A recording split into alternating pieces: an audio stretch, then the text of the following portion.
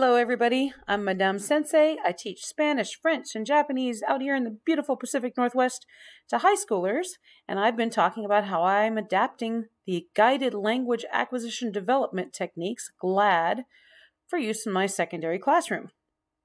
And today, we're talking about like the best thing GLAD has ever given us, and that is the sentence patterning chart. And I have quite a bit to say about this. I really love this. It's a color-coded sentence frame that you and your students, or maybe just your students, fill in, and then you make these crazy kind of Mad Libsy type sentences, and they're totally grammatical, and it's so easy, and the students feel such a sense of accomplishment. So here's some blank ones that I made to use with my smartboard. Okay, so this is for my Spanish class. All right, this one's really small because we start with one noun and then we just fill in the adjectives, we fill in the verbs, we fill in the adverbs, we fill in where, which is your prepositions of location. Okay, here's the French, very similar. Sometimes for French I need to review that some adjectives are going to be beauty, age, number, goodness, size. But generally my French students don't struggle too much with that concept, or I just have to say bangs to them and they get it. But, it was just too much real estate to put two columns here and a little too confusing. So I keep it as the one column after the noun. But that's easy enough. One of the reasons I do it on Smartboard, well, this is just a picture, but one of the reasons I do it on Smartboard is so I can just pick up things and move them around. But I took a screenshot of it instead of the original. I don't know why.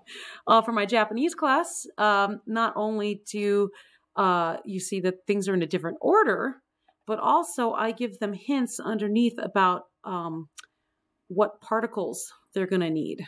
And this is very good scaffolding. So we do a ton of stuff with the sentence patterning chart. First of all, we're going to brainstorm at the board. And the example I'm going to show you, we started with present tense, but then after a few minutes of working with present tense, I realized, hey, we can review past tense. We can review passé composé. So in the verb column, you'll see I made a little note that students will have to choose between être or avoir. Okay, so we're just playing with a bunch of verbs. We started with, I asked them what they wanted. They said a dog. We just wrote down a bunch of adjectives, and it didn't even have to do with the dog. It could just be anything, because sometimes it's really funny when you add colors. And then verbs, we just added a bunch of verbs. And then here I made a little note, hey, if you're going to put it in past tense, don't forget it's got to be avoir, être. And we wrote a bunch of adverbs, and then where, which they're pretty good with. Once we're done brainstorming, and usually I do this column by column, but once we're done brainstorming the column, then I have the students write down whatever we wrote on the board, and then I say, hey, add to it, add other stuff you can think of. And the more I can get the students writing, the more they're going to remember. I mean, there's been like 28 high-level research studies proving that the more you write, the more you remember. So we do a lot of that. Surprisingly, I didn't expect this, but this turned out to be a great review of adverbs and how you make an adverb.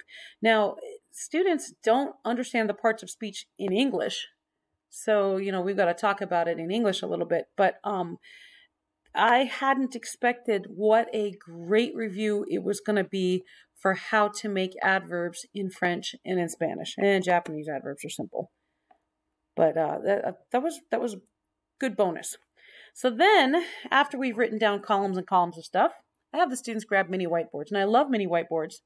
And I think one of my favorite teaching memories ever was when I told the students to prenez un tableau blanc, s'il vous plaît, and one of the students said, oh, yay, I love mini whiteboard games.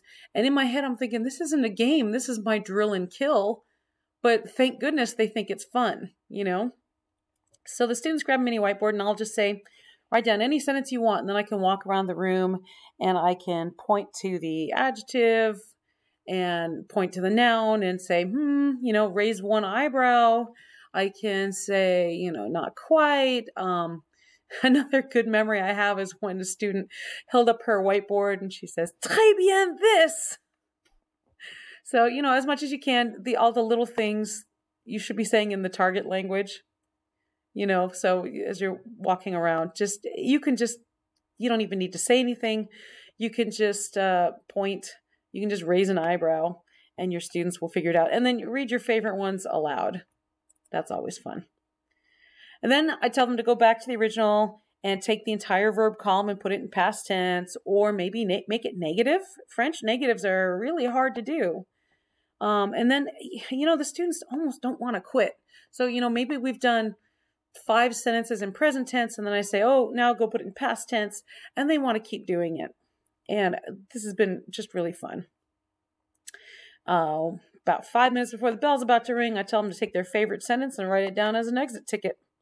And, I barely even need to look over them because they're all grammatically perfect because of the way that the sentence patterning chart is laid out. One more caveat. You're supposed to, in the actual GLAD technique, you take your sentence and you sing it to the tune of The Farmer in the Dell.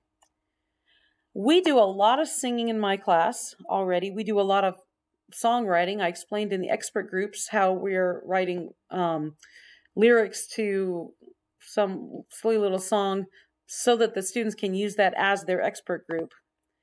So I don't really feel like doing The Farmer in the Dell here, and I haven't found a better song to use, but let me show you why this doesn't really work for what we do in secondary language classroom, okay? So let's say here's a sentence the students came up with.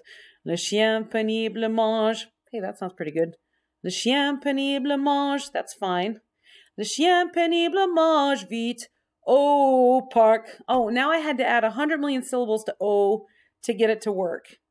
And the students don't like to do that. They want to add more words. They don't want to hold out one syllable forever. And that kind of defeats the purpose of the sentence patterning chart if they're adding other words. I want them to see the simplicity of you've got your noun, you've got your adjective, you've got your verb, you've got your adverb, you've got some location.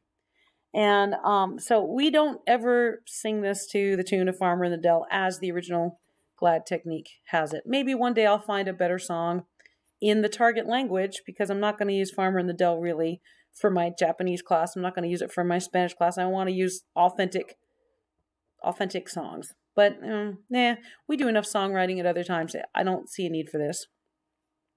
So next time, I'm going to show you some more ideas that we do with this because we have a lot of fun with this.